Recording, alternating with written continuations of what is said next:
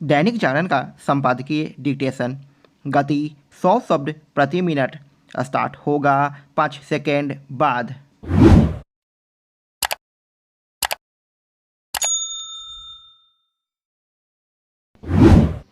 Start. यह पहली बार नहीं है कि चुनावों में अपेक्षित प्रदर्शन न कर पाने वाले दलों के नेता हार की खीज इलेक्ट्रॉनिक वोटिंग मशीन यानी ईवीएम पर निकाल रहे हैं।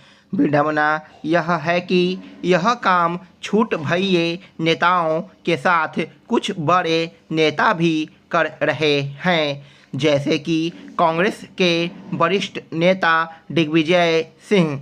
उनके अलावा कुछ अन्य नेताओं ने भी ईवीएम पर संदेह जताने के साथ ही यह भी कहा कि इस मशीन को हैक किया जा सकता है। जो भी यह अनगल आरोप लगा रहे हैं वे यह स्पष्ट कर पाने में नाकाम हैं कि आखिर ईवीएम को हैक कैसे किया जा सकता है।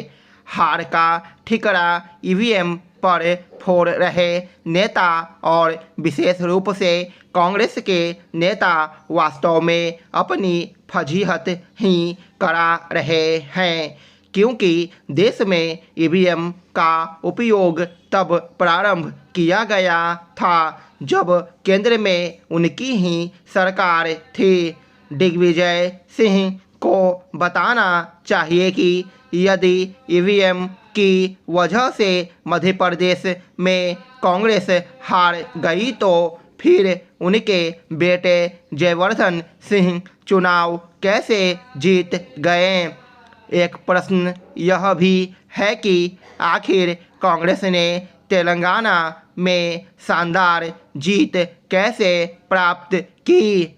ईवीएम का रोना रोने वाले नेताओं को यह भी नहीं भूलना चाहिए कि कुछ माह पहले कर्नाटक और हिमाचल प्रदेश में ईवीएम के जरिए ही चुनाव हुए थे और इन दोनों राज्यों में कांग्रेस ने जीत हासिल की थी। इससे विचित्र एवं हास्यास्पद और कुछ नहीं हो सकता कि जब विरोधी दल जीत जाए तो ईवीएम पर मौन साध लें और जब हार जाए तो उस पर दोष मढ़ने लगें। निसंदेह हारे हुए नेता ईवीएम पर दोष इसलिए मढ़ते हैं ताकि अपनी पराजय के मूल कारणों को लेकर जनता का ध्यान भटका सके और उसे बरगला सके। जो नेता मध्य प्रदेश, राजस्थान और छत्तीसगढ़ के चुनाव नतीजों को लेकर ईवीएम को कोस रहे हैं वे इस सच से मुंह कैसे मोड़ सकते हैं कि 5 वर्ष पहले इन तीनों राज्यों में कांग्रेस ने जीत हासिल की थी। क्या वे यह कहना चाहते हैं कि तब ईवीएम ने ठीक काम किया था लेकिन इस बार उसमें छेड़छाड़ हो गई? क्या इससे बेतुकी बात और कोई हो सकती है? ईवीएम की विश्वसनीयता को लेकर कई बार सवाल खड़े किए जा चुके हैं, लेकिन ऐसा करने वाले कभी भी न तो चुनाव आयोग के समक्ष यह साबित कर पाए कि इस मशीन से छेड़छाड़ हो सकती है और न ही सुप्रीम कोर्ट के सामने ईवीएम पर संदेह जताने वाले जो भी नेता मतपत्र के जरिए चुनाव कराने की मांग करते हैं वे केवल चुनाव प्रक्रिया को खर्चीली और समय खपाने वाली ही नहीं बनाना चाहते बल्कि धांधली को भी बढ़ावा देना चाहते हैं। इसे विस्मृत नहीं किया जा सकता कि जब मतपत्रों के जरिए चुनाव होते थे तब किस तरह मतपत्र और साथ ही मतदान पेटियां लूटी जाती थी।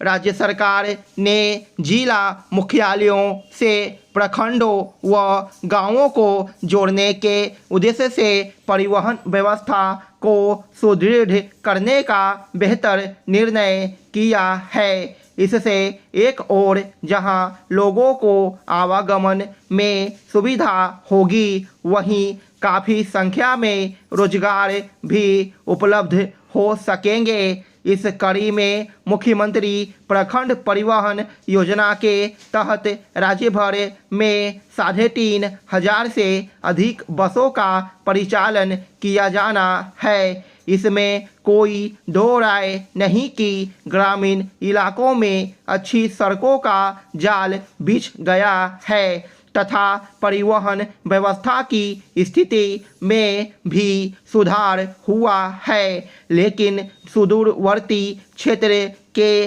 लोगों को अभी भी परेशानी हो रही है। इस योजना में आम लोगों की भागीदारी सुनिश्चित करने के उद्देश्य से सरकार ने परिचालन करने वालों को प्रति बस 5-5 लाख रुपए का अनुदान देने का भी निर्णय किया है।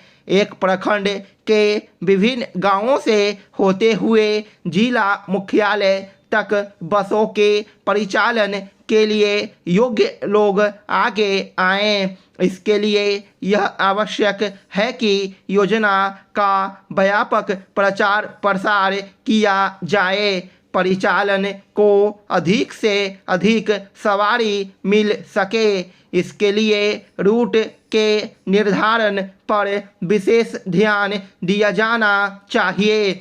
इसके साथ ही ऐसे उम्मीदवारों का चयन करने की ज़रूरत है जो वाकई पात्र हो। इसमें भ्रष्टाचार या भाई भतीजावाद से पूरी योजना पर ही ग्रहण लग जाएगा। इसके साथ ही इस शर्त पर विशेष ध्यान रखा जाना चाहिए कि चालक व उपचालक प्रशिक्षित हो तथा परिचालन तय सुरक्षा मानकों का पूरी तरह पालन करे। बसों का परिचालन सुचारू तरीके से हो सके, इसके लिए मॉनिटरिंग की अच्छी व्यवस्था विकसित की जानी चाहिए। साफ है, गांवों में रहने वाले लोगों को सरकारी या विभिन्न प्रकार के निजी कार्यों के लिए प्रखंड या जिला मुख्यालय का रुख करना पड़ता है। परिवहन सुविधा बेहतर होने से उनके समय की बचत तो होगी ही, उन्हें कामकाज में भी सुविधा होगी। मध्य प्रदेश, राजस्थान और छत्तीसगढ़ में भाजपा की जीत यही बता रही कि राहुल गांधी का यह आरोप उनके किसी काम नहीं आया कि मोदी सरकार केवल चंद कारोबारियों और विशेष रूप से अडानी समूह के हित में काम कर रही है। राहुल गांधी ऐसे निराधार आरोप लगाने में माहिर है। वास्तव में निराधार आरोप लगाने और फिर भाग निकलने का चलन बढ़ गया है। इस चलन से छापामार युद्ध शैली की याद आती है।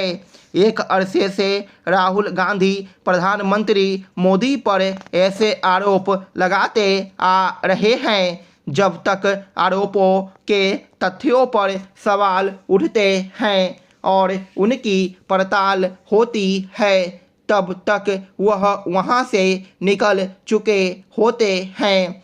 कई बार जब ऐसे मामले अदालतों में पहुंचते हैं, तब राहुल गांधी और उनके सहयोगी अपने आरोपों के समर्थन में कोई तथ्य प्रस्तुत नहीं कर पाते, मगर तब तक मीडिया का एक वर्ग इन आरोपों को ले उड़ता है और इंटरनेट मीडिया के जरिए सरकार के खिलाफ नैरेटिव खड़ा कर देता है। निराधार आरोपबाजी का यह खेल संगठनात्मक ढंग से चल रहा है। इसके असर रणनीतिकार, कुछ याचिकाबाज वकील, कुछ विदेशी संगठन एवं अंतर्राष्ट्रीय मीडिया और भारतीय मीडिया का एक वर्ग है।